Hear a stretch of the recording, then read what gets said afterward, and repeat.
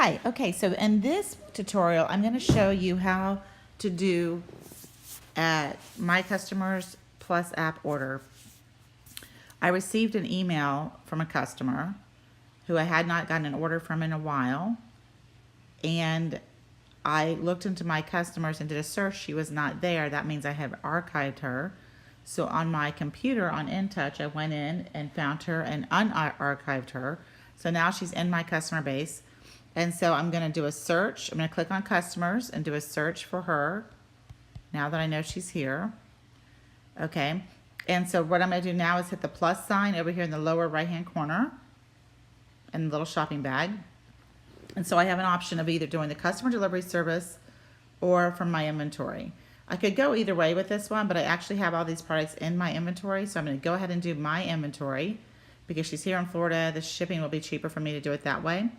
And she ordered some makeup. She ordered some foundation. So I'm going to click face and foundation. And I'm going to click, she wants the luminous wear, and she wants the beige too, and she wants 2 of them. And wait a minute, let me get back here and show you this. I have 3 in stock. That little red box with the check means I have 3 in stock. So I'm going to go ahead and click 2. Now, if you'll notice here, all of a sudden my low quantity alert just clicked in. But I'm going to go ahead and do 2. And then I'm going to come back up here to the upper left and hit back. And I'm going to hit back one more time. And she also wanted a black eyeliner. So I'm going to hit eyes. And I'm going to come down to eyeliner. And then I'm going to hit the black eyeliner. And she wants 1 of those. And that's all she wanted. So now I'm going to hit my shopping bag up in the upper right hand corner.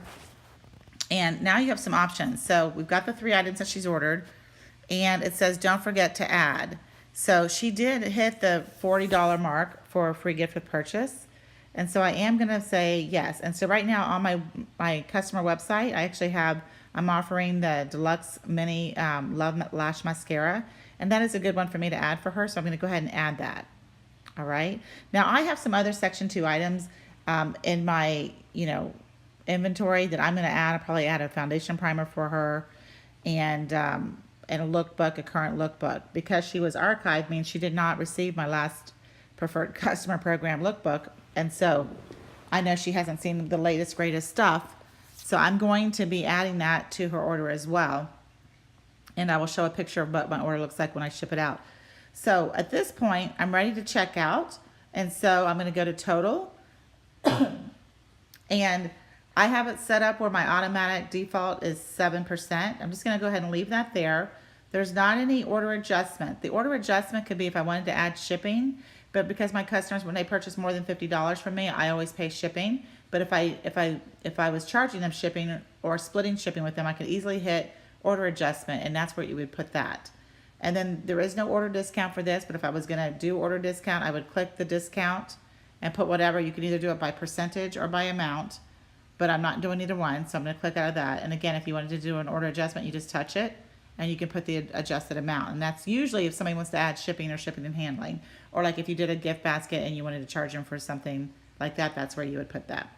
But I'm not going to do that in this case. So now I'm going to come on down to address. Now, because she was archived, her address is not currently in here. So I'm going to put add address.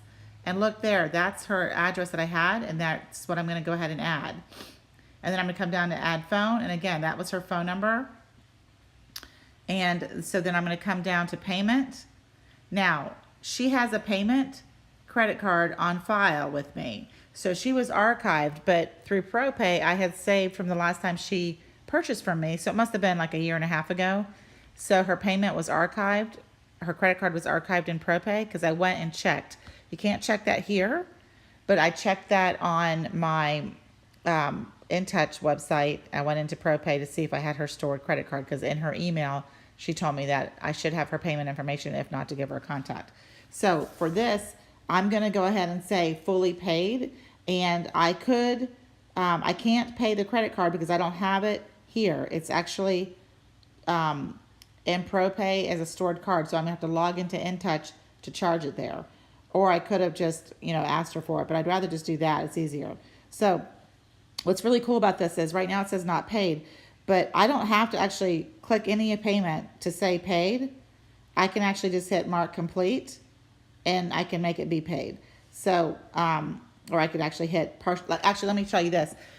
For payment, I can actually touch the not paid. And if you ever take payments from people, for instance, maybe you're doing a payment plan, or they partially paid, like if you're doing a gift set for somebody, they put half down, they're gonna pay half later.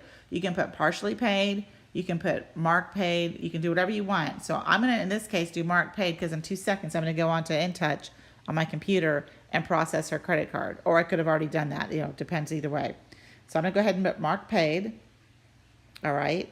And if I wanted to do any notes, I could, but that's all I'm gonna do. So it's mark paid, and I'm gonna hit mark complete.